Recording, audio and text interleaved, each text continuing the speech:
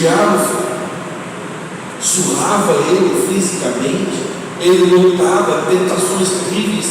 Mas por que o diabo foi se preocupar com o homem que rezava no deserto? Porque quando você olha à sua volta, a luz se expande.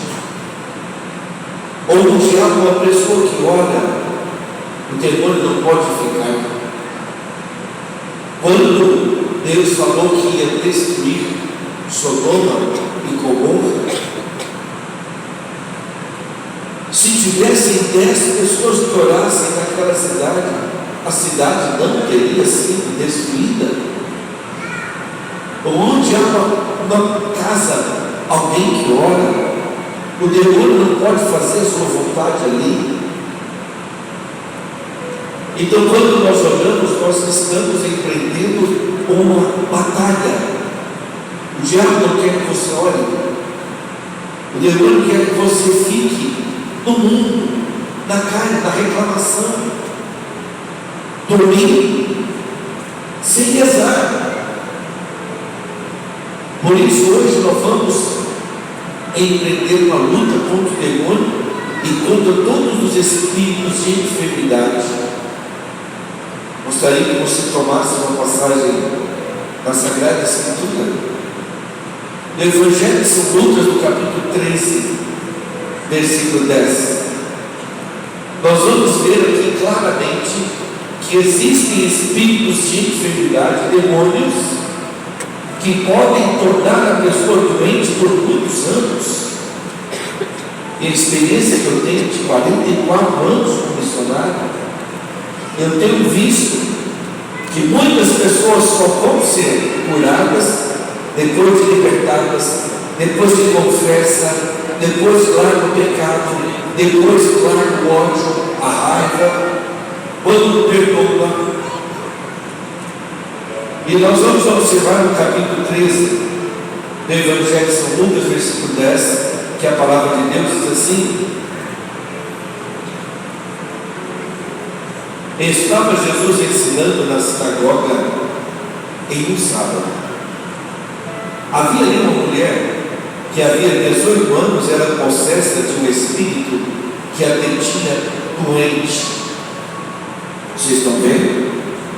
Havia um demônio que a detinha como? Doente. Andava curvada e não podia absolutamente erguer-se. Como que ela andava? Curvada. Já havia isso quantos anos? 18 anos. Ao vê-la, Jesus a chamou e disse: estás livre da tua doença. E pôs-lhe as mãos, e no mesmo instante ela se endireitou, glorificando a Deus. No mês de julho, eu estive na cidade chamada Nova Friburgo, Rio de Janeiro, um lugar que eu falo muito santo, tem mais de 20 anos que eu estou naquela região. E no momento do Santíssimo Sacramento, levaram uma senhora que estava completamente travada. Havia 3 meses que ela não podia mexer os braços e as pernas. Trouxeram-na uma cadeira de rodas e levaram-na até o Santíssimo Sacramento, onde nós estamos fazendo um momento de adoração. Haviam feito todos os exames médicos, neurológicos, e não se encontrava o motivo pelo qual aquela mulher estava há 3 meses sem poder falar, andar ou mexer os braços. Tinha-se que dar comida na boca e não se encontrava qual era o motivo. No momento da oração com o Santíssimo Sacramento, Jesus falou para mim: é um demônio que está fazendo com que ela fique travada. É um demônio de prostração. Eu disse: em nome de Jesus, você está livre desse demônio que está te aprisionando. Levanta-te e anda. e ela levantou e veio para diante do Santíssimo Sacramento, louvando a Deus, glorificando a Deus, e teve tanta repercussão que eu sabia. Essa mulher era a secretária do bispo de Nova Friburgo. E tinha acontecido que ela tinha ficado desse jeito porque ela comeu um doce que deram para ela enfeitiçado. Fizeram uma magia negra e deram esse doce porque tinham inveja e queriam tirar o emprego dela, colocar outra pessoa no lugar. Ela estava travada há 3 meses, é uma pessoa de Deus. Mas fizeram uma magia negra terrível contra ela. Tem um sacerdote que ficou quase 1 ano na comunidade Coração Fiel, cujo padre é muito amigo, o padre Delton. Esse sacerdote é lá de Niterói. Um outro sacerdote invejoso dele, muito invejoso, foi a um satanista, e os dois celebraram uma missa negra para destruir o ministério desse sacerdote. Esse sacerdote, não vou dizer o nome, ficou prostrado, não conseguia mais nem falar. E depois de 1 ano que ele ficou lá, eu também fui lá rezar com ele para quebrar esse mal. Imagina um outro sacerdote, ele perdeu o sacerdócio lá, ele foi excomungado. Mas imagina uma pessoa que inveja da outra. Ela é capaz de fazer um feitiço para acabar, uma magia negra, um pacto com Satanás. Missa negra, um pacto com Satanás abertamente. Por que Caim matou Abel? Porque Abel era melhor do que ele não conseguia ser igual a Abel.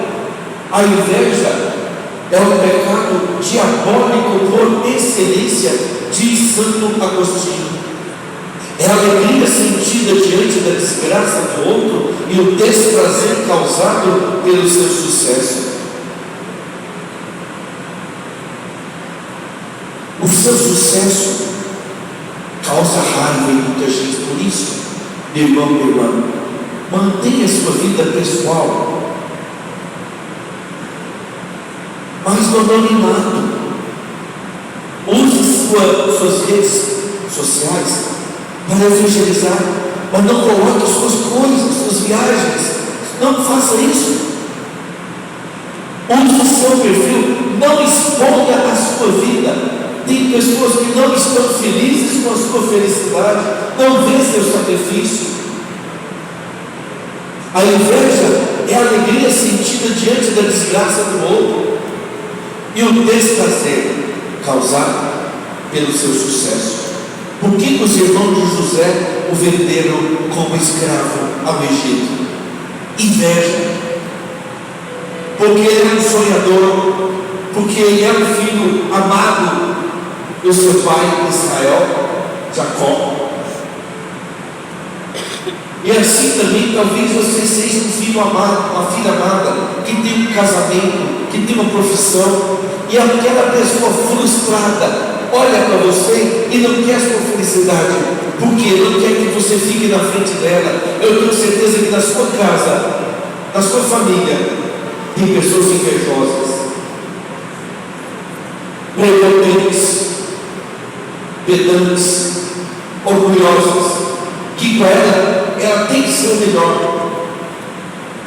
É aquela pessoa que arrasta papo, que tudo é orgulhosa. Eu tenho isso, eu fiz isso, eu viajei para tal lugar, eu estou com tanto dinheiro no banco. E se por acaso você começa, na sua humildade, a passar na frente dela, o que ela vai fazer? Vai te odiar, vai trabalhar contra você. O invejoso geralmente começa com a ironia. Está viajando bastante, né? vai ver que está constrangido do marido também. Lá vem a maldade.